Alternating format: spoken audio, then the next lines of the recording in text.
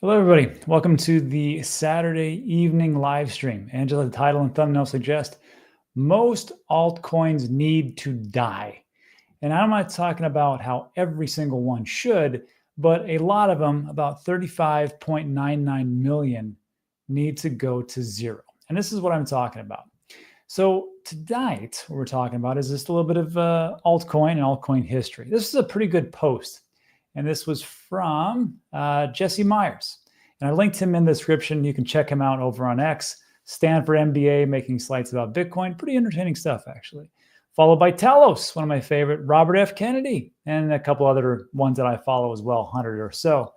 And he put this out, and it's pretty interesting. This is from D.A.N Analytics.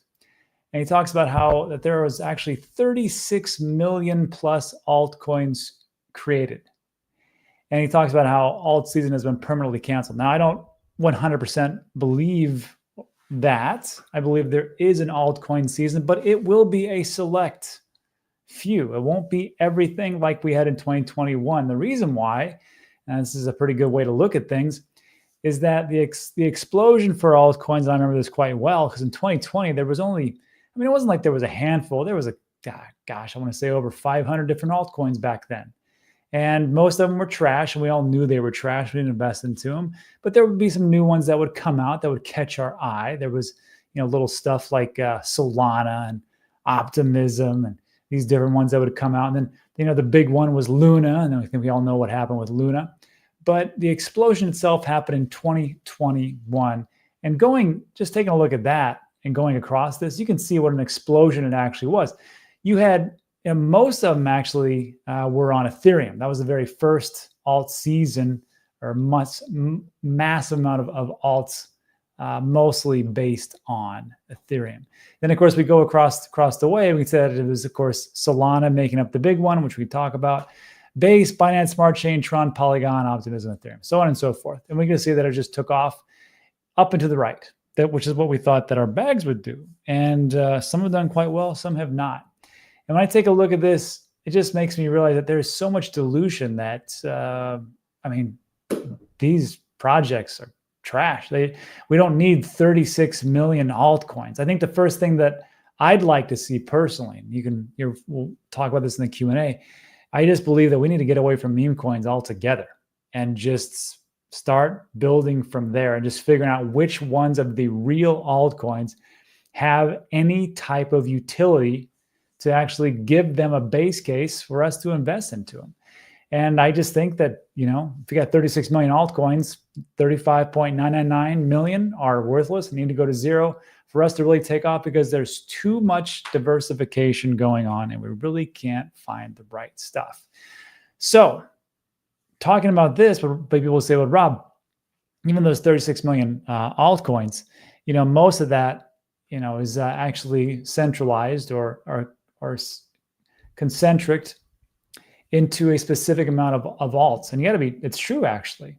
If you take a look at CoinGecko.com, there's a concentration of allocation of funds or market cap to a specific group of, say, meme coins. And this has got to stop. There is no reason, and we're taking a look, of course, this is by market cap, why Fartcoin, with a market cap of 343 million.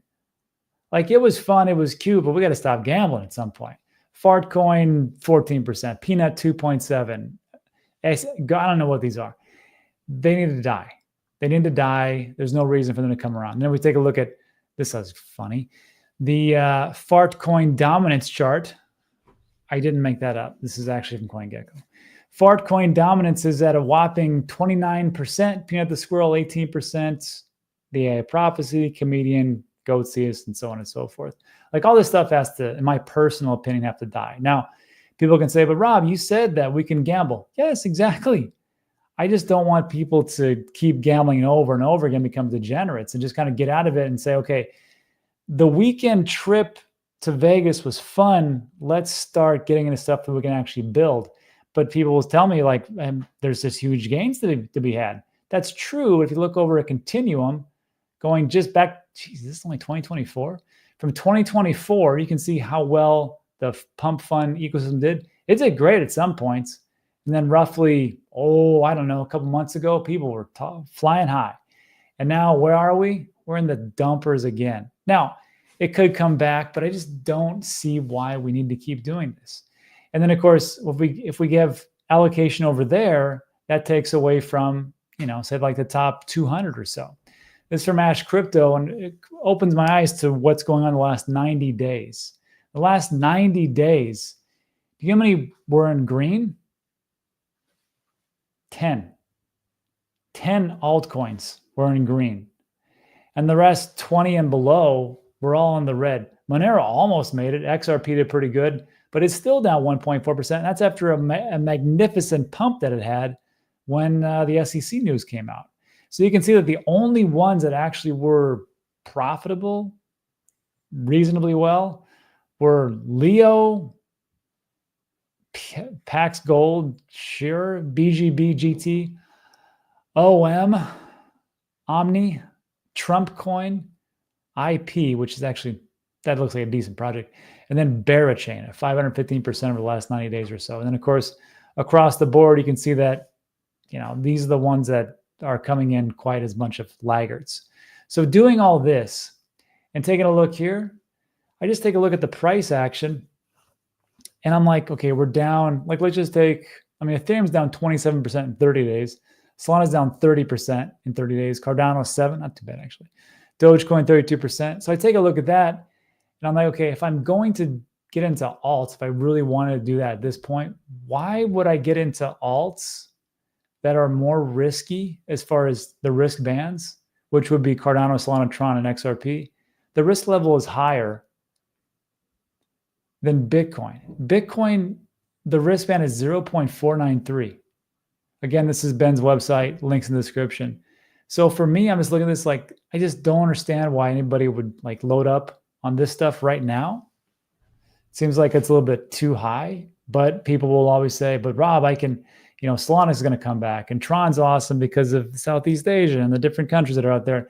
And XRP is going to 589. Didn't you know? Sure, I suppose so. But just look at the risk, and I'm just thinking to myself, this is kind of silly.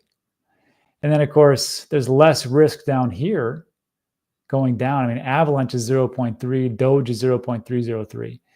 But then I look at this and I'm like, how many of these are really going to come back? Like Polkadot? Has anybody heard of any development of anything happening on Polkadot right now?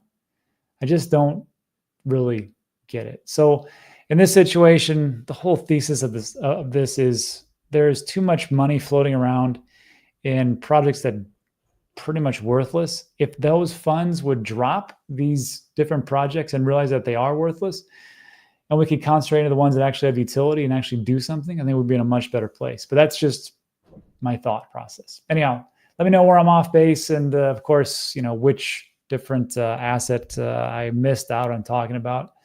But then it comes down to this. Well, if that's where we're at, why don't we, what's really so great about Bitcoin and moving forward? This was a piece, I'm going to have you listen to it real quick. This is at the Bitcoin Policy Institute. I believe that is Cynthia Lummis right here as Michael Saylor is giving a speech. Just take a listen to what he talks about. Let me make sure you can hear this. But the tab, about 17 seconds, 90 seconds, about what could potentially be. Take a listen. What's driving the growth of Bitcoin? It is the most powerful force in the world right now. It's growing nearly 60%. It's become the eighth largest asset in the world. It's about to become the largest asset in the world in the next 48 months. Yeah, the next 48 months. That's nice. But, me personally, I just take a look at it and say, okay, the government's bullish. Nation states are bullish. They're getting into it.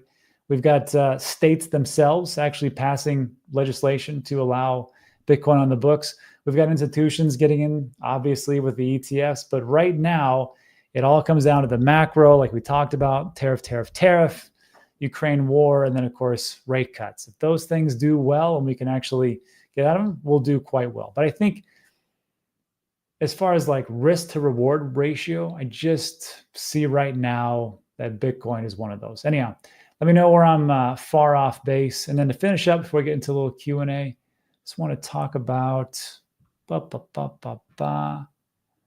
some bad news. I don't know if this is bad news or not. This is from Thread, Real World Asset Watch List. And there's somebody that they've been tracking, which has been unreasonably accurate somehow. This specific trader, I don't know if this is actually going to work out, but it looks like this person just opened a $332 million short on Bitcoin. And it seems like lately we've had a lot of insider information running around as to what's happening. And I'll just say it's coming out of the Trump administration, especially with Trump coin. I think that was essentially an insider play. If you don't believe me, it's plenty of videos that'll explain how that happened. But this one's interesting. They put in the total value is 7.9 million total value. Their leverage is at a 42x, and they're going for a 332 million position. Now, right now, I think they're down as far as unrealized profit and losses. They're down 1.2 million because the price has actually gone up. But I just find this interesting that somebody's going to short that much,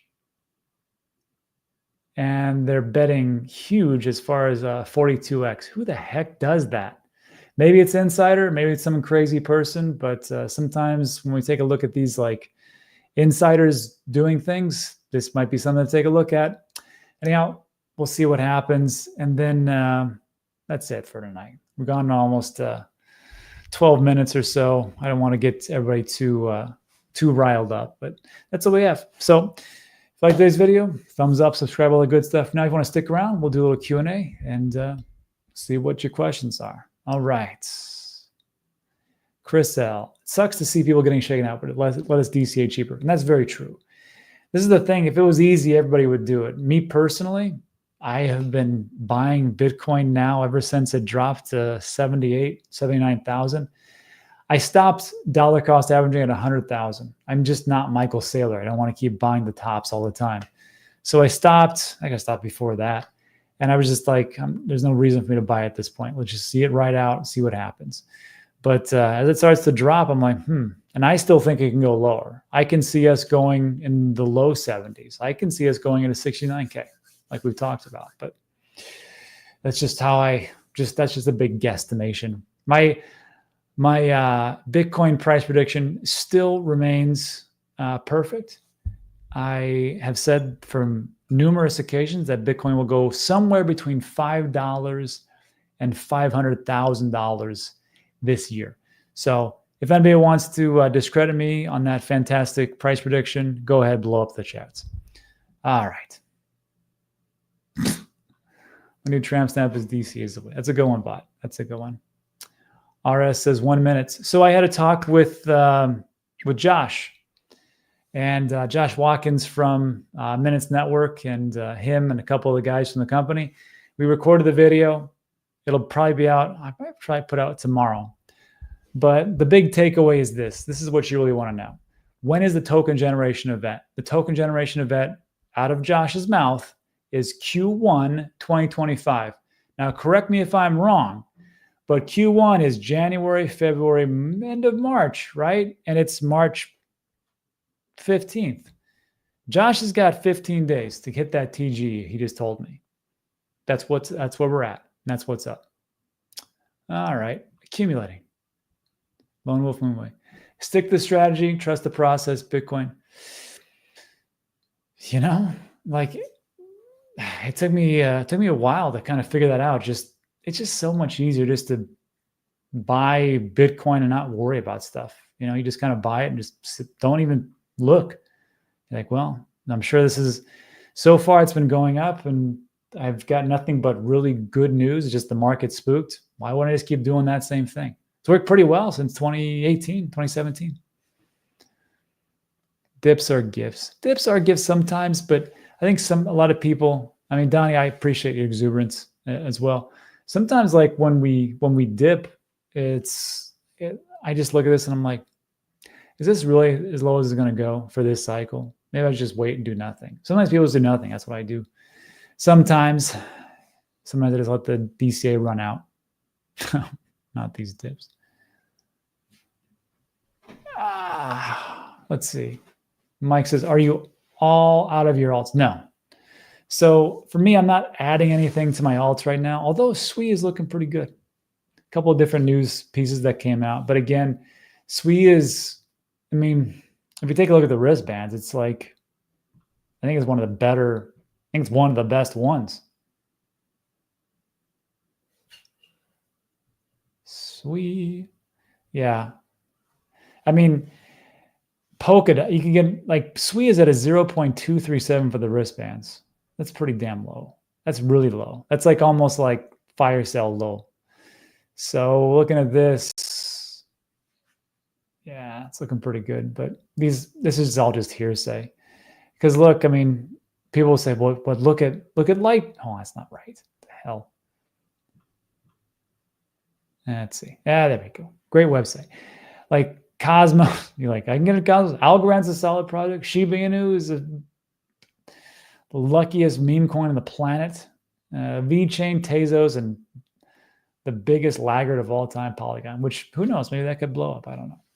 But yeah, SWE's looking pretty good at this point. No, alts. I haven't sold any recently. I'm just not going to add anything to it. What's the point? Riza, hey Rob, what about tomato coin? Invested my whole life in tomato coin. Is it going to die too? Riza, that is the goofiest thing you could have possibly done. I told everybody, tomato coin is it's a gamble, and we're all gambling, and that's what it is. So I wouldn't be surprised if that went to zero either. Let's see. But Rob, SWE has bad token. Sure. Doesn't everything? Didn't Solana have the worst tokenomics of all time? Wasn't that this huge sell-off that was supposed to happen, and then nothing really happened? And then, of course, it dropped, of course, like everything else dropped, but that was after the fact. Sometimes the tokenomics, I'm like, how bad is it? Is it bad enough? And then here's another thing I have to think about, because people always say, well, the tokenomics are bad because the insiders are getting so much money. And of course, when it gets released, then they start to sell like crazy. Look, as far as VCs goes, they left that station a while ago. And I don't know if you guys know this, but they were all in the meme coins. They played everybody like a fiddle. And because I've talked to different projects, they've talked to these, like trying to raise money for like real legitimate projects. The VCs would tell them, do you guys do anything with meme coins? No. Okay, we're not investing. Do you guys deal with do you guys want to make a meme coin? No. Okay, we're not going to invest. There's so many of them just went wholeheartedly to meme because it's so easy. They can just manipulate everything behind the scenes, and they can dump like crazy, and that's what they did. So as far as bad tokenomics, I'm like, yeah, we'll see. Whenever I'm influenced an agreement in something, I usually play the opposite and win. Well, we'll see if that works out for you. ETH is going to go to 50K. I sure hope so. That'd be great. I own some. Sol is the ETH killer. It's doing pretty good so far, as far as like a layer 1 without having to use a layer 2. Lars says, if people would stop shilling for altcoins to get their Bitcoin off. Like, I still think there's room for some altcoins out there. I'm not saying that, they all have to. I told you, I didn't say they all have to die. I say most, I'm talking about 99% have to go away because they're just sucking out the liquidity and there's too much dilution. STONEBOOK, everything is dead. I don't know about that. People can make the case that everything in the stock market is dying off and it's just going to collapse. Maybe. Who knows? I mean, look, I can make a point. You can make a point. Here's the long and the short of it. Nobody knows what's going to happen. So we just stay the course. And over time, things seem to work out. Not all the time. Link is probably the most needed. Yeah, it's a funny thing. Chainlink seems to be used by every single project that's out there. They have a partnership with every single project out there to pull in real-time data as an oracle onto the blockchain. Yet, price is stagnant. It's very close. Chris says, I tried to email you about Puerto Rico, but didn't go through. Do you ever use that VA there? I don't, but the VA hospital is here. And Yeah, you can make, if you need to make appointments and things like that, I think they have, the VA used to have just a one centralized number you can call, and you can make appointments anywhere you want to. So if you just look at, I think it's va.gov, and go through there, you can put in your credentials, and they'll find you the place for the nearest VA hospital. Will meme coins go up this cycle? Sure, some will, and some won't. Most won't, I think, but some will go up, and everybody will be happy, and they're excited. And all they're excited is so they can dump on people. That's pretty much it. Rob, how about DigiByte? The next best thing to Bitcoin. Sure. Who knows? Maybe it'll be awesome. Puerto Rican or Dubai? Puerto Rico. Like, I don't know why people want to move to Dubai. Like, it's like unbearably hot in the summer. Like, I know most of the guys that are there, they're like, yeah, it's okay. And like, the off season, when it's not so, but I mean, like 130 degrees, no thanks.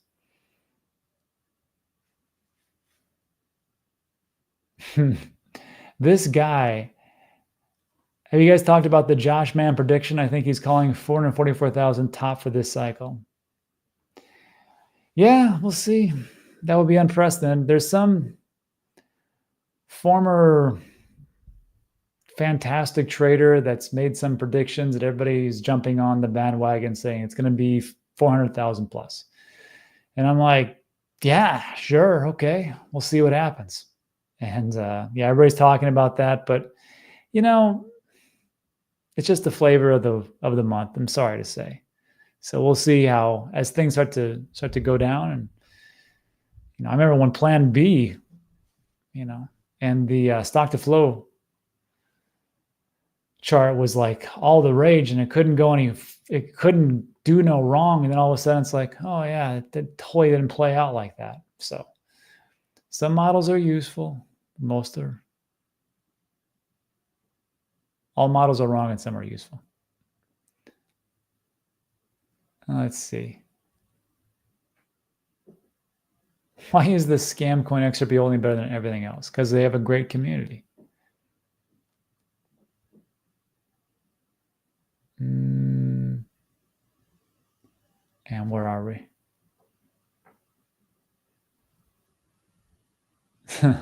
Study bug. Rob gave up because he's seen his eyes, makes him bullish.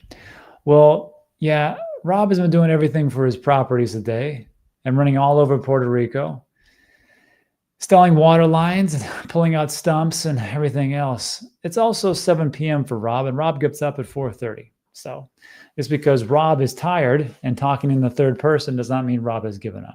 Rob has been here since 2017. Some of you have been before me. Some of you have been after me. But as far as to say, like, I give up because I'm tired from, I don't know, doing my other 3 businesses is kind of ridiculous. So be quiet. Let's see. Oh, yeah. We haven't heard from Max Kaiser for a while.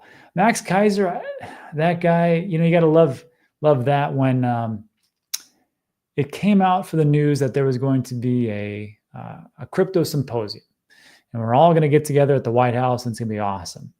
And when it was announced, and then actually the day of, I think Max Kaiser said, Bitcoin's going to go to 100, I think we said 120K in the next couple hours, and then it'll go to some other whatever prediction that he said. And everyone's like, yeah, it sounds good. They're just predictions. And some people they say, well, he shouldn't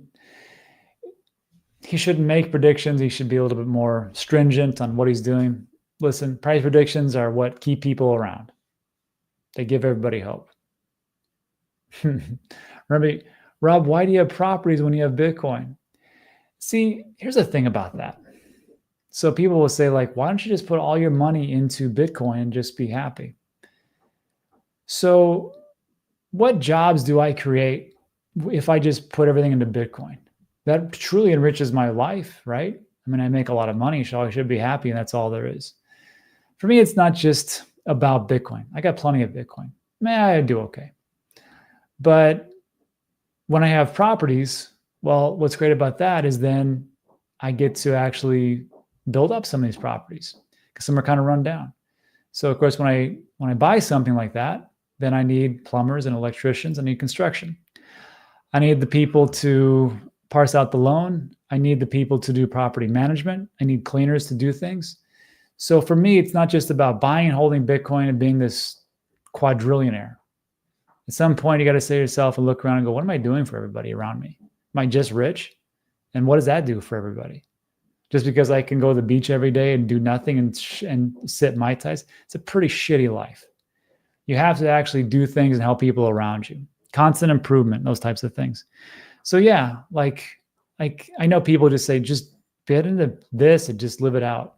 It's not how I can have to do things. It just makes no sense to me. MT says, Max always pumped his coin like he did with Dash. Yeah, I remember. Yeah, it was a long time ago. Holy smokes. You should do a YouTube channel on real estate projects. I should get the people here who know a lot about real estate and start talking about that. But this is a crypto channel, and people aren't going to want to see that. Freddie's got a great question. Are you tempted to swap all your alts into Bitcoin? I hate the idea that I have round tripped again. Yes, I'm very tempted, but I had a plan, and the plan is to stick to it. You know, you accumulate altcoins. You don't have it like the majority of, that's not the majority of my portfolio. The majority is Bitcoin, but it's not like, I'm not here to sell into weakness as far as the altcoins that I have. I'm not here to sell my Ethereum or my Solana or my Cardano or my Avalanche because we're having a bad, crappy month because, you know, they're the last 90 days, I should say. So no, I'll keep them around and just wait till things go up. Now that could happen this year. I'm still under the thought process that 4-year cycles are still intact. Have we even hit April? No, we're in March. Could we see a big run in April? Absolutely. A lot of things could come out. Maybe Donald Trump on April 2nd, and he announces these reciprocal tariffs and go, okay, look, here's the reciprocal tariffs. What are you going to do, China? Oh, you're going to drop those. Okay, great. You're going to drop the tariffs? We'll drop the tariffs. Canada, what are you going to do? You want to do 10%? Do 10%. Mexico, 0? Great. So on and so forth. Everybody's happy. Russia comes to the table with Ukraine. All right, let's do a ceasefire. Okay, we want this. You guys get mineral rights. Everybody's happy. Great. One thing's done. All right, the economy, what's happening? Ooh, there's a little bit of more of unemployment rates going up. That's interesting. CPI is going down. That's also interesting. Maybe we should drop some rates. Ooh, now you got 3 things going for you. And all of a sudden the market's like, I think it's time for a bull run. It can happen just like that. So I'll be sticking around for a while. All right. Well, it's time to start drinking. Everybody, have a great night. If you like today's video, give it a thumbs up. Consider subscribing. I'm going to talk about it's time sensitive, but I appreciate you stopping by on a Saturday night. Now I'm going to get out of here and have a good time. Everybody, get out of here. Don't watch the charts. Adios, everybody. See you in the next one.